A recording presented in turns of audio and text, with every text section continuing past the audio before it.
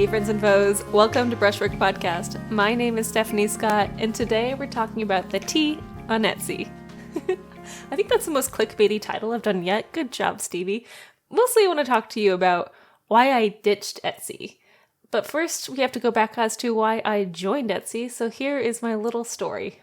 On a whim, one midwinter break during my sophomore year of college at Cornish, I started my art business on Etsy. I was frankly bored. I had no homework to do, I had 2 weeks off of classes with nowhere to go at my parents' house. It meant my creativity was bubbling. I was playing with some beads, a pair of big hoop earrings, and some hot glue when my sister came to the table and said, "Those are cool." I let her try them on, and then I took some photos of her wearing them. I then hopped on Etsy, the online center of the universe for handmade goods, and made myself a little shop. I used a name that I had been using on the internet since I was 10 for this shop title. You know those names that you come up with in middle school and then they just haunt you for the rest of your lives? I thought at 20 years old that this was a great idea and I should continue to use this name. Alas, I uploaded the photos, the very, very bad photos of my beaded hoop earrings, and I paid the 20-cent fee to list it, and then I made 10 more pairs of these earrings and did the same thing. Back in 2010, Etsy was already a booming place to sell handmade things. I would often buy jewelry there, occasionally something antique, and it was rare for a listing to look as polished as the ones you see there today. If you knew how to utilize SEOs, which I definitely did not at the time, you could make bank on this site, which I also did not do. I sold 1 pair of earrings on that midwinter break to a friend I had told about the online store. On Etsy, your listing expires after 4 months of inactivity, and it costs 20 cents to relist them, which will also shoot them to the top of the search engines for that particular search term. All of my other earrings expired because I forgot about the shop, because I went back to school. Classic.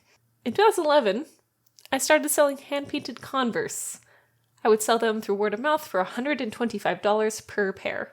These painted Converse were custom. I would take whatever theme that the client wanted. Maybe it was florals, maybe it was sports themed, maybe it's from a book, things like that. Then I would buy the new pair of shoes, which were $45 for a pair of Chucks. Are Chucks still that cheap? I don't know. And then the rest of the money was for the paint job. I listed these on Etsy as a way for people to see my work that was outside of DeviantArt, which had been previously my main online gallery at the time. I never sold a single pair of these shoes on Etsy, but I did spend quite a lot of money advertising them. Now, to be honest, I did sell quite a few pairs of custom shoes to my friends. I just used Etsy as like a way of displaying them. It was truly like a gallery for me. I wasn't expecting people to buy the shoes from Etsy. During those years, I had also posted some student artwork that I had made in school at college. I sold 1 painting to a family member through Etsy. In late 2011, I took a class on bookbinding at Cornish. Learning how to make books also taught me how to finally use Etsy right. In this class, I learned how to make sketchbooks, notebooks, all sorts of bookbinding tools and materials, and at the turn of 2012, I was feeling really confident in the Coptic sketchbooks that I learned to make. Coptic sketchbooks are hard-backed, and they have a very intricate sewing pattern on the spine that is exposed for people to see. They're beautiful. My books were hard-backed. They had fun, modern prints of stars, of skeletons, of gold brushwork, other cute images. I always put 50 to 100 pages in them. I liked making them in 2 very clear sizes. I had a small postcard size book that was 4 by 6 inches, and then a larger moleskin size notebook that was 5 by 8.5 inches. Both of these were very travel friendly, and I chose the size because that's the size of the sketchbook I like to draw in. I started to make a sale, maybe once every month or every 2 months, and I would make these sketchbooks in huge batches. I definitely had more inventory than I had sales for approximately 2 years. I think I sold about 15 sketchbooks in this way that I had also sold the beaded earrings, where I had taken like 2 or 3 photos. Some of them were blurry. The listings were just like vague, and but I was selling a couple of them every once in a while. In 2014, though, I at this point had moved into my own apartment and had many other little part-time jobs, and I was like hoping that the bookbinding would start to make more money than just a hobby that it truly was. I took some advice from another person who was selling things online, and I looked up my competition. This is a really great tool if you are selling anything on Etsy. I realized I was making 4 very, very big mistakes. All right, and I'm gonna list them for you. The first is that my photos were terrible. Like, I knew they were bad. Like, I knew they weren't good, but I thought they were fine. I thought they would be passing. But no, they were bad. They weren't well lit. I only had 2 or 3. Some of them were blurry, and some of them weren't, like, they weren't appealing to look at. So that was, like, my major big Etsy sin. Number 2 is I wasn't doing the titles in any way that people could find me. I wasn't writing titles that were searchable. Like, one time I had a painting on there, and I was like, Italian landscape. Or I had another one that was abstract, and I just called it Blue, and that was the title. And I was like, no one's gonna find this painting. It's called Blue? What? You're not gonna find it by typing in blue in the search engine on Etsy. You're gonna get, like, literally all of Etsy that is blue. Number 3, I was giving people too many options to select on when they found my sketchbooks. I had, like, the 2 different sizes, which is fine, but then I also had like 10 different kinds of pages, and I had different materials, and I had too many different kinds of covers, and people were getting, like, lost in the options. I had to make them more succinct. And the 4th thing was that my prices were way too cheap. I had been underpricing my sketchbooks trying to get a sale, and I wasn't making any money. In fact, I was losing money on just everything, but also by making it cheap, made it seem cheap. Like, made the items themselves seem cheap, when in fact the sketchbooks I were making were great quality, but I wasn't selling them as if they were great quality. So let's go through the list and talk about how I made changes so that I did indeed sell a sketchbook or 2. Your photos on Etsy are the magazine covers for your store. If the photo is bad, no one is going to click on it. It's just the truth. So I retook all the photos of my sketchbook, and I am not kidding when I said I took over 100 photos for each sketchbook. I wasn't good at it. It takes practice to get good at taking photos of a product, and I think I got pretty okay with it by the end of it. You then have to learn how to edit the photos. You needed a bright, warm white, you needed darker darks, more saturation, sharper edges, clean lines, and better details. I made sure that each book had 10 pictures, and most of them were close-up shots. I learned how to use daylight to my advantage and get some really beautiful objects to accentuate my books.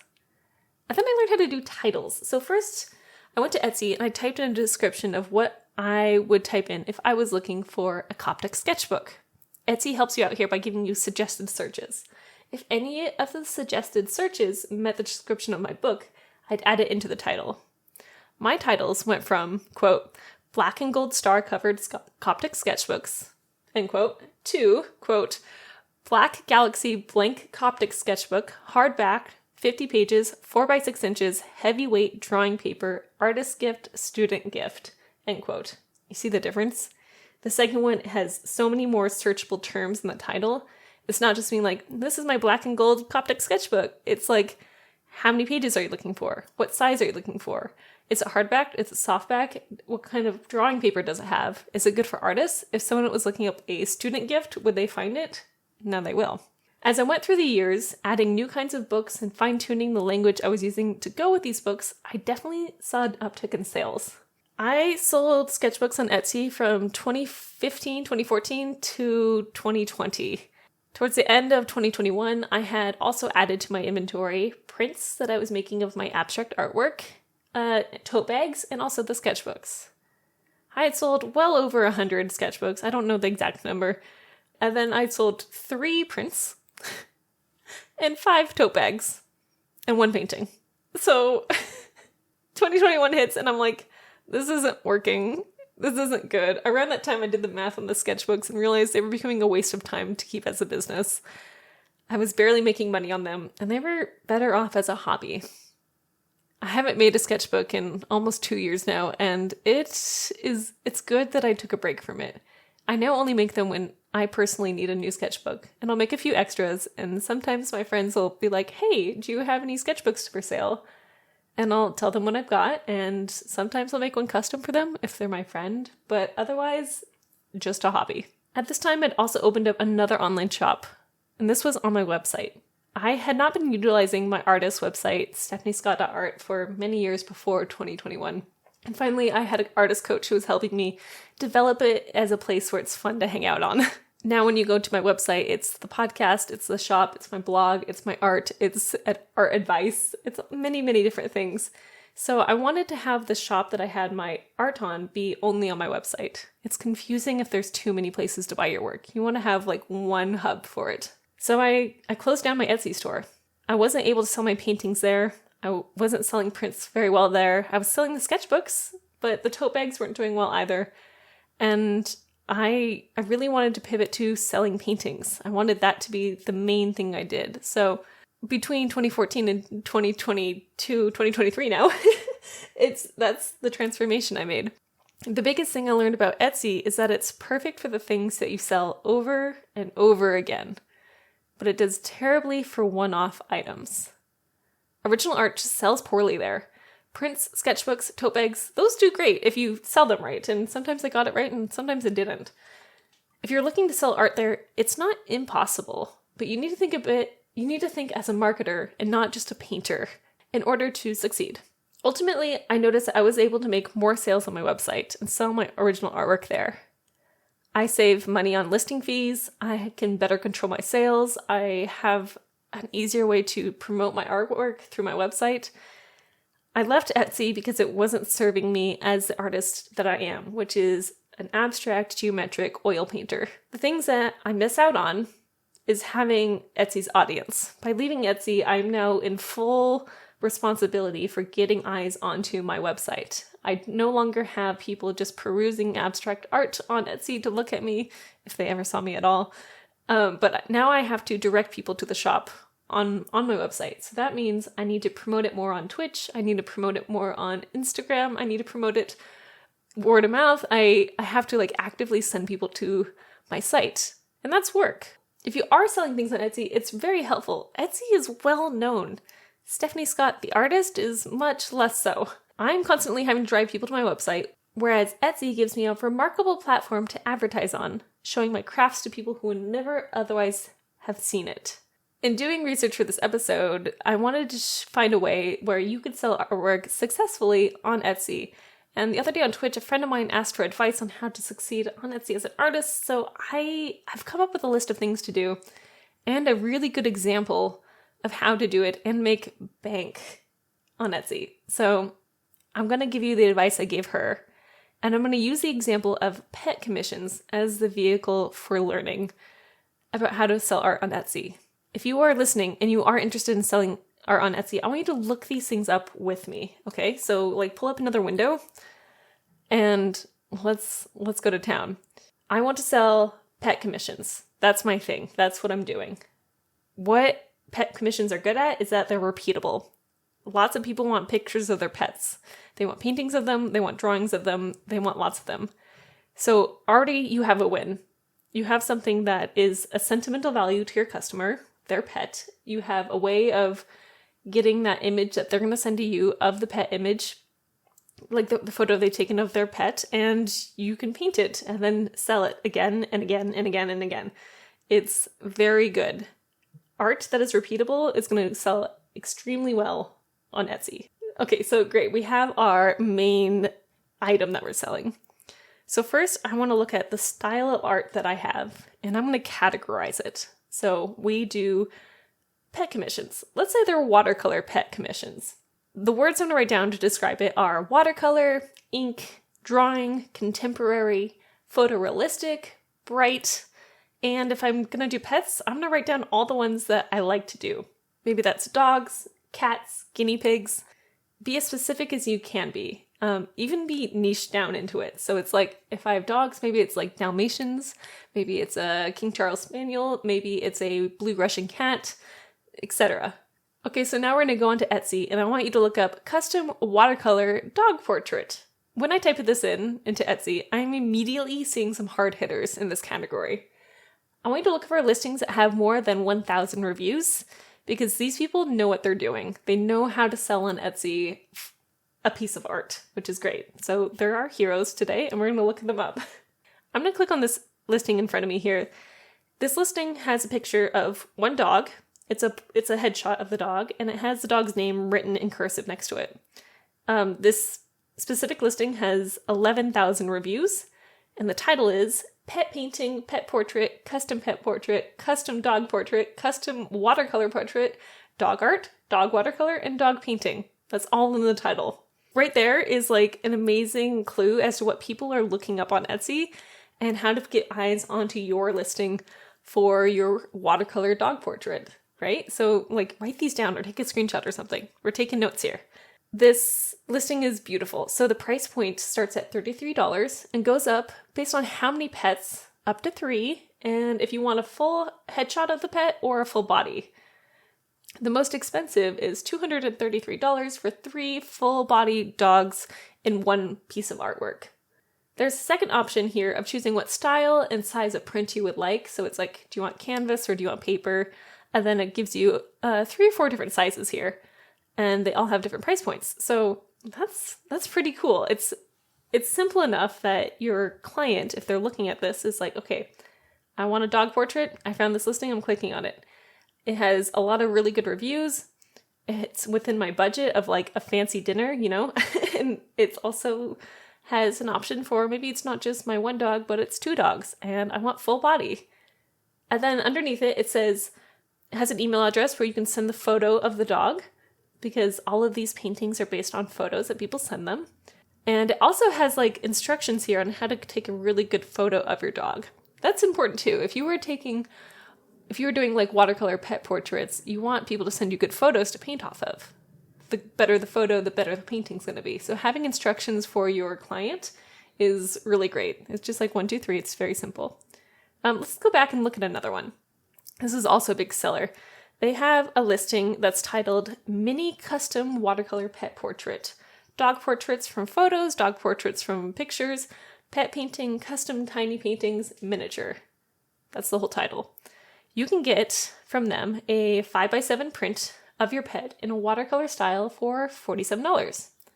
You can choose full body or just the headshot. The most expensive option is for 5 pets for $167. This is a very stylized, and this one is clearly done by hand. If I go back to the first one, the first listing that I found, it looked like that someone had taken their photo, put it in Photoshop, and done a stylized watercolor version using the computer to help them.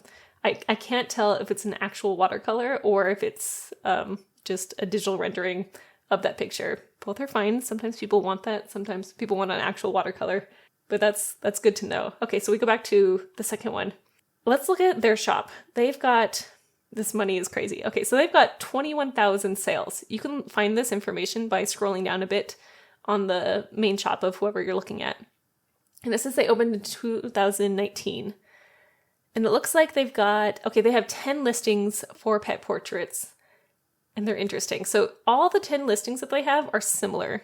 It's like 10 listings of pet portraits. 6 of them are for dogs, 4 of them are for cats. And some of them feature like miniature painting. Some are listed as pet memorial. Some come in a frame. Some are casing dogs. Some are showcasing cats. They're clearly experimenting here with what is going to get people to buy their work and click on their listings. They're all selling essentially the same thing. Like every single one of these 10 listings is extremely similar. Okay, so now let's look at some money here. This is nuts. Okay. Let's say they're making $50 on each sale, which is the average lowest sale price for each of these 10 listings they have. They've been making about, if they are selling each listing for about $50, and they've made 21,000 sales since 2019. They're making $262,000 each year at the low end. $262,000 each year at the low end. At the high end, it's at least $1 million in sales since 2019. That's a lot. That's a lot. There's clearly money to be made here in this pet portrait.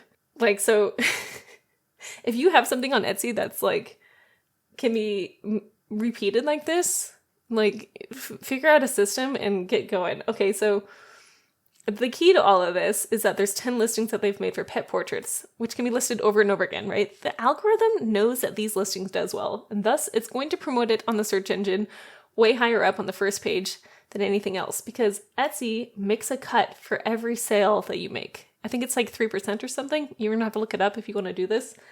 So they want the things that are selling well to keep selling well, right? That's how they make money. Also, side note, for this one page that I'm looking at, if you look at their page, it's clear that they have a team of people working here. They probably have more than one artist and are probably using a third-party shipping company, kind of like Printful, which is what I use for my geometric prints. If you're looking to sell your artwork on Etsy, it's doable and profitable. You just have to learn how to sell it right. I want to look at one more listing here. This one is of a cat portrait commissions.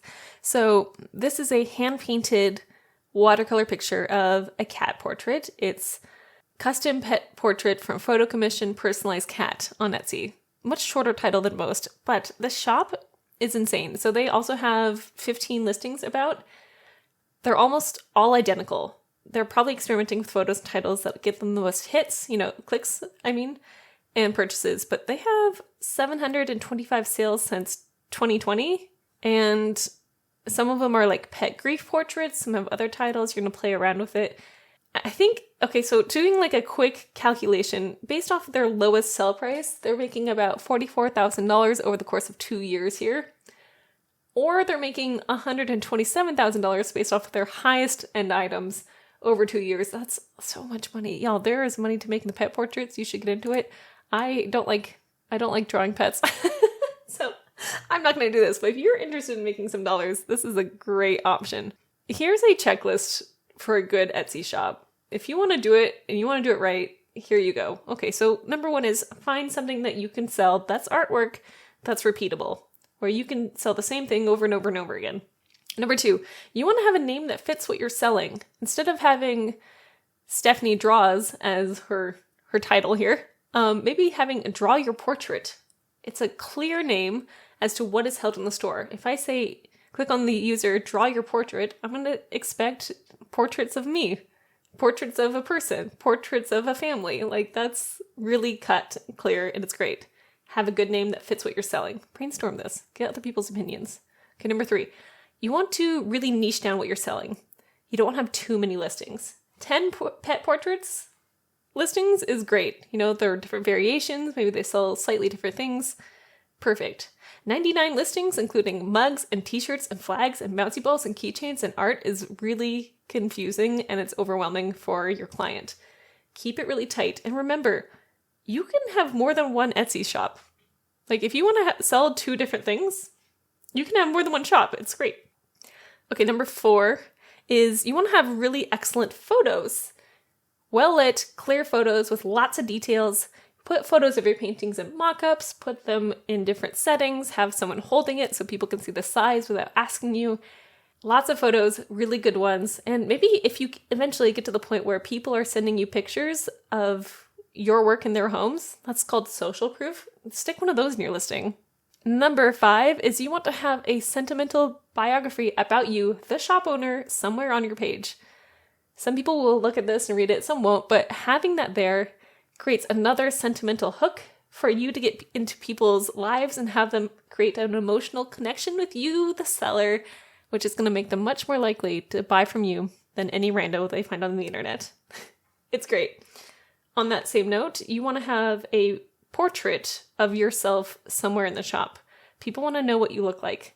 If you're not comfortable with a photo of you, maybe get a drawing of you or something cartoonized, but something where they're seeing a human face in the shop gets people buying. It works so much better. People trust faces. Number 6 is you want to have a great banner that showcases your listings cohesively. A banner is a photo that's on the top of your shop page. It needs to match your pictures in light, in theme, in everything. Make it really good. Brand colors are number 7. Having brand colors, it's great. You want to have something where people see your listings and they're like, yes, that's that person's artwork. And they just know it immediately. My brand colors are black, white, and a nice rusty orange color that I love. And I have that in lots of things all over my website. Some people use a rainbow palette. Some people have blues and oranges. Like, there's many colors. Find a color picker. Pick something that works for you. Number 8 is get good titles for your listings and clear descriptions. Okay, so remember how we went onto Etsy and we were looking up custom pet watercolors, and when you looked that up, there was probably other listings that showed up in the suggested box. Put all of those things that relate to your art into your titles and also into your descriptions. This is searchability. This is getting people to look at your listings. This is not just the blue painting number 1, right? Like, be specific and be annoying with it. Like, when I'm like looking at miniature custom watercolor pet portrait, dog portraits from photos, dog portraits from pictures, pet painting, custom tiny paintings, like that's a mouthful of a title, but it's not supposed to be nice to look at. It's supposed to be good for searchability. And the last one is number 9 is I want you to get free shipping on your items. Now, you're like, Stephanie, shipping isn't free though. And I know that and you know that. But what your buyers like more than paying for shipping is having the cost in their cart be the same as when they clicked add to cart. Having the cost of your shipping into your prices creates a little free shipping button, which is fun to have next to your listing, but it's also doesn't create any sticker shock when you get to the cart to check out. The person already knows what they're going to pay because it's in the cost on the listing. And aside from tax, that's really, really nice. So if you can figure out the cost of your shipping into your prices, put it there. And that's a good start. I mean, it's not even a start. It's a lot. That's a good shop. I would also make, if you have bonus time, make an Instagram page and a Pinterest page to match your new brand. Etsy also has a new video feature to show off your product, which is superb. Use that, implement it. Now, it also asks for feedback from people just all the time. One of my favorite things to do for my listeners and people who watch me on Twitch is reviewing shops. If you would like me to review your online shop, send me a DM and I'd love to give you some suggestions. You can take them or leave them, whatever. It's fun for me and it's a good way to improve the way you're selling your work. Lastly, getting back to as to why I'm no longer selling on Etsy, I don't think my audience is on Etsy. I sold there for so many years and wasn't really successful, but now that I have my artwork on my website, I'm selling artwork a lot more than I was on Etsy. I have one-off items. They are fine art. It's good for conference rooms. It's good for private homes. People who are looking to decorate their conference room, their office with fine art, they're not going to be on Etsy. That's not where you're going to go first. They're going to be looking for other places, and that's where my work needed to be and now is. I'm more successful off of it. But if I was doing pet portraits, you know I would be on Etsy. I hope that this was interesting to you and that if you're selling on Etsy, you got some good suggestions on how to improve your work there and kind of give you a better explanation of why I'm no longer selling there. If you like this podcast and you want to hear more from me, you can find me at stephaniescott.art on Instagram, and that's also my website. And you can find the podcast at brushworkpod over on the gram. Thanks for listening in today. Make good choices, everyone, and I'll see you next time. Bye!